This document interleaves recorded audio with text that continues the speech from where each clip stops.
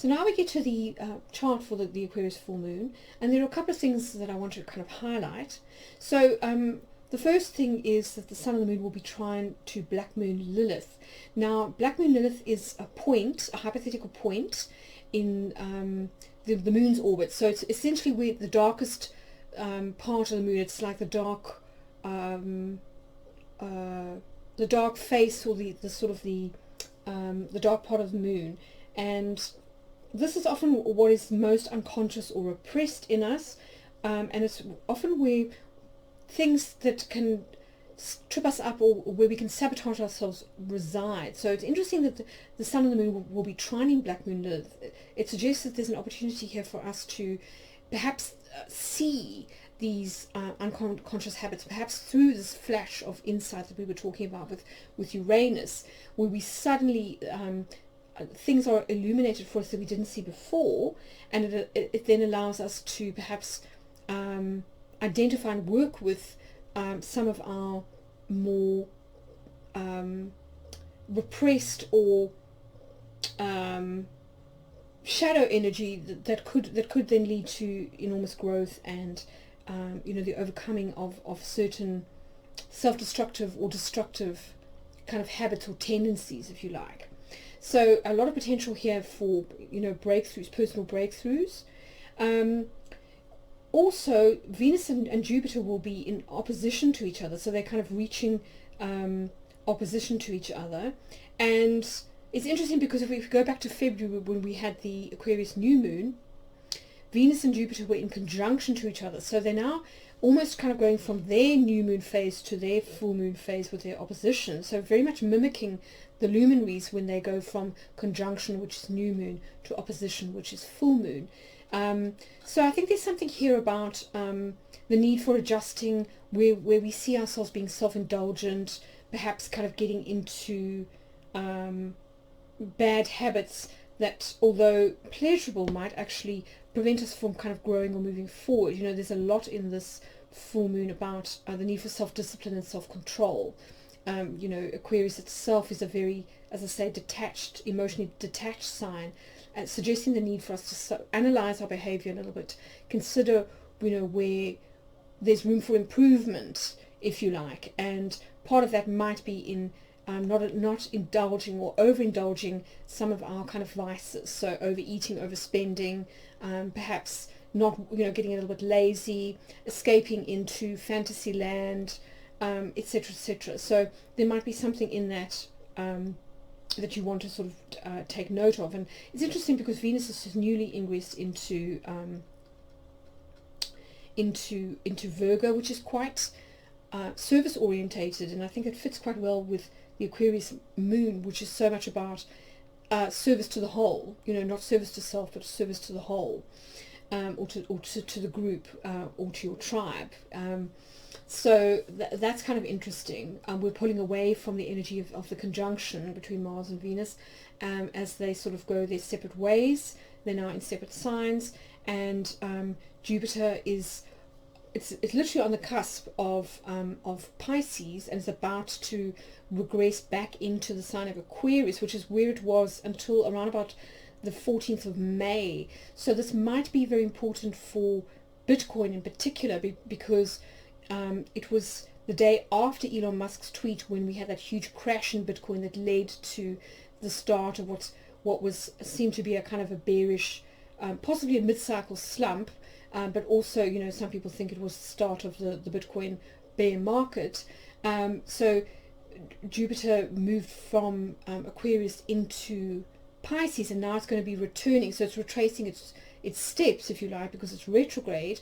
So I wonder whether things that happened back in mid-May will now be kind of revisited, and whether we'll be moving back into more of a kind of an upswing in terms of trend when it comes to Bitcoin. Now, I don't think that this is going to happen immediately. I kind of think that we have to wait for Jupiter to go forward, because Jupiter is now kind of retrograde, so it tends to be expressed more internally. But we'll have to see what kind of happens, because the date was kind of prompted. I had a dream where I felt my spirit guides were really emphasizing this re-entry of Jupiter into Aquarius. So we'll have to see, what happens, whether this is the point where we see further downside, whether we kind of move into the capitulation phase, where the Bitcoin prices fall completely, down from the sort of the support level of around 32,000, back down to the sort of 10,000 levels that we saw in August of 2020. So we'll have to see what happens, but it does seem to be a significant moment, and it's interesting that it, as I said, keys back to mid-May when we did first have the decline. So it could be a trend reversal that then takes a while to actually play out. And then the Sun and the Moon are also going to be trying the node. So you can see the Sun in Leo here, and you can see the Moon in Aquarius sort of over here. And they are making a trine and a sextile to the nodal axis, which you can see still in Gemini and Sagittarius. So the South Node here in Sagittarius is going to be making a sextile to Saturn, and also to the Moon. And then the Sun is going to be applying by trine to also to the South Node. So I feel like this is kind of saying to us that it's time to really release some things on a collective level. It's really keying into this idea of change that Uranus is so much about, that we're seeing with the saving symbol, the sort of the thunderstorm, the unexpected thunderstorm that sort of almost clears the air, if you like. So it could be that we something has to be kind of washed away through a sudden thunderburst, or cloudburst, if you like, a thunderstorm, so that we can kind of clear the air and then sort of move into a kind of a fresh cycle, which I think is symbolized here by the sextile between the Sun and the North Node. So it could be that we're moving into a new kind of leadership, and I think this has been a paradigm shift that's been happening for a while.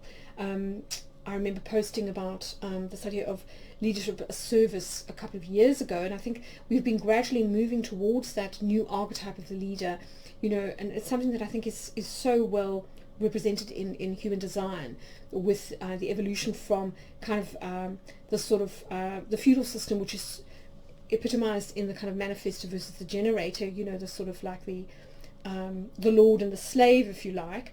And then these kind of hybrid energies that have subsequently developed, these hybrid types, like the manifesting generator, which is like the entrepreneur, and the self-made man, the sort of rise of the middle class, and then the projector on the other hand, which is kind of like the guide or the teacher, who's sort of less ego driven, less kind of might is right.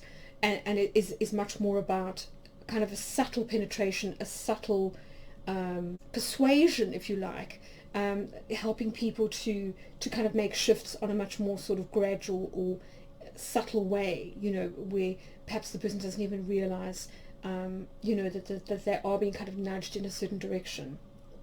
So just something to kind of think about. The other thing that we do need to emphasize is that the Sun and the Moon are separating from aspects to Pluto. So Pluto is still orbiting quite close to the Sun and the Moon, and as we'll see when we come to the human design, Pluto is in quite an important place in the body graph, which I think is going to play out in a slightly different way to the way that a lot of astrologers are talking about, which is purely about people power. I mean, you can certainly read it that way in terms of Pluto being close to the Moon, but for me the Moon has already come off of Pluto and has changed signs. So for me, it's kind of hard to talk about a conjunction there. Really, we're talking about 6 degrees of separation already.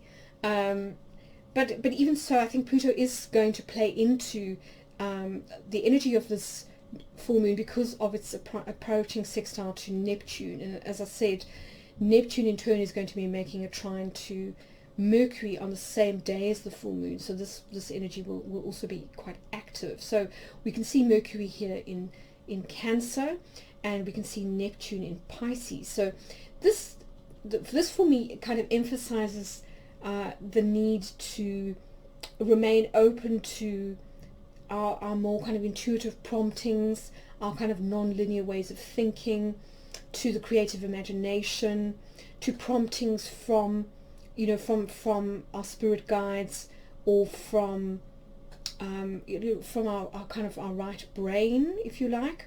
So this is very much that kind of non-linear intuitive type of thinking that is, I think, potentially going to allow us to process any insights that come in as a result of those kind of Uranian flashes in a way that is maybe a bit more flowing than the sort of jagged energy of Uranus often is. So that's a kind of a plus, I think. I think it's also going to be very important to pay attention to intuitive promptings, particularly because of the position of Pluto, which is in a similar place in the zodiac that it was for much of 2020, when the central channel in our crown was activated, and a lot of us who didn't have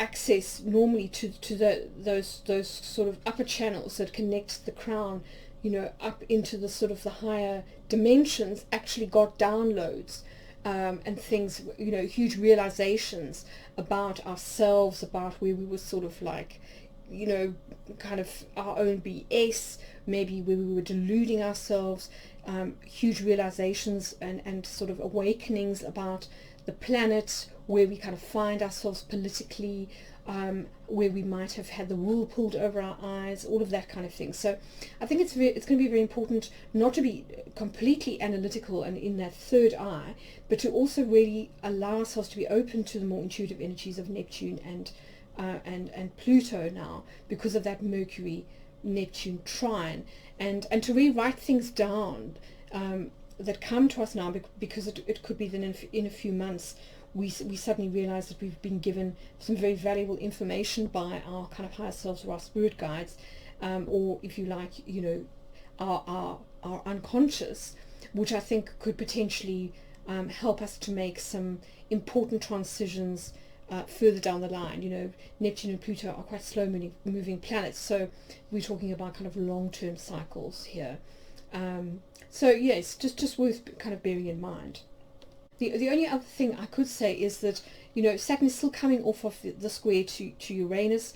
It's only separated by 3 degrees, so it could be that we're still feeling a bit of that jarring energy of the Saturn-Uranus square that we had back in June and in February. And as I said, there is a link to February because of the new moon in Aquarius, which this full moon is sort of closing out. So it could be that things like the stock market crash that we had mid-February, which was very close to the Saturn-Uranus square, also get kind of highlighted now. There is quite a lot of panic in the market at the moment, so we could see, I think, some corrections possibly as a result of this slightly fearful, slightly irrational energy, which, Saturn can be a little bit fearful. But on the positive side, Saturn is making some very positive aspects to Chiron and to the nodes. So again, I feel like this is taking us back to the June eclipses and some of the themes that were raised then. So you might want to go back and listen to your forecast, because I think some of the themes that were raised then, you might start to be able to identify now, or start to see kind of manifesting, or understand how they are going to sort of manifest for you over the next 6 months. So yes, again, I did do those for my subscribers, so if you are interested in watching the full forecasts for each of the 12 zodiac signs, then subscribe via my website, and you'll get free access to those.